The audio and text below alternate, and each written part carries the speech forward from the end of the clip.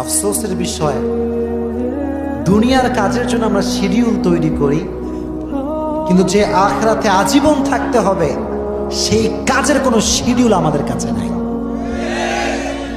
কেন নাই বলি, এই যুবকগুলো দেখবেন ঘুমায় রাত ৩টার সময় আর ওঠে সকাল 12টার সময়।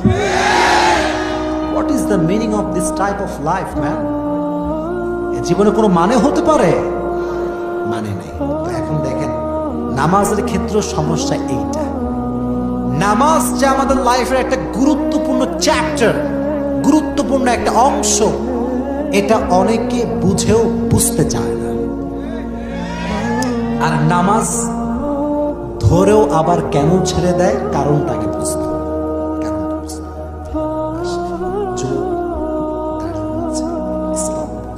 মাহফিলে বসে, কিন্তু যুবক একাই ৩-৪টা প্রেম করে। আচ্ছা বলেন, আমি বলি, যেই যুবকটা রাত ৩টা-৪টা পর্যন্ত প্রেম করে, তার কি ফজরের নামাজ পড়ার কোনো সম্ভাবনা আছে? কেন নাই? শেষ যত আপনি রাতে ঘুমাবেন, আপনার ঘুমটা তত বেশি কাঁচা হবে। আর কাঁচা ঘুম হলে আপনি অ্যালরামদার বাসের বাড়ি মারেন, ঘুম ভাঙবে না।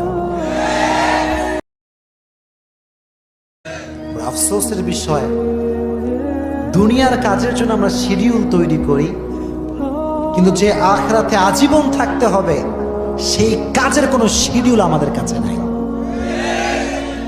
কেন নাই বলি, এই যুবকগুলো দেখবেন ঘুমায় রাত ৩টার সময় আর ওঠে সকাল 12টার সময়। What is the meaning of this type of life man? জীবনে কোনো মানে হতে পারে? মানে নেই। তো এখন দেখেন, নামাজের ক্ষেত্রে সমস্যা এইটা। নামাজ যে আমাদের লাইফের একটা গুরুত্বপূর্ণ চ্যাপ্টার, গুরুত্বপূর্ণ একটা অংশ, এটা অনেকে বুঝেও বুঝতে চায় না। আর নামাজ ধরেও আবার কেন ছেড়ে দেয়, কারণটাকে বুঝতে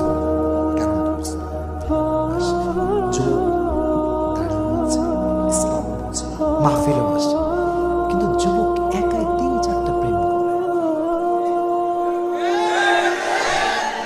আচ্ছা বলেন, আমি বলি, যেই যুবকটা রাত ৩টা-৪টা পর্যন্ত প্রেম করে, তার কি ফজরের নামাজ পড়ার কোনো সম্ভাবনা আছে?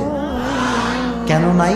শেষ যত আপনি রাতে ঘুমাবেন, আপনার ঘুমটা তত বেশি কাঁচা হবে। আর কাঁচা ঘুম হলে আপনি অ্যালরামদার বাসের বাড়ি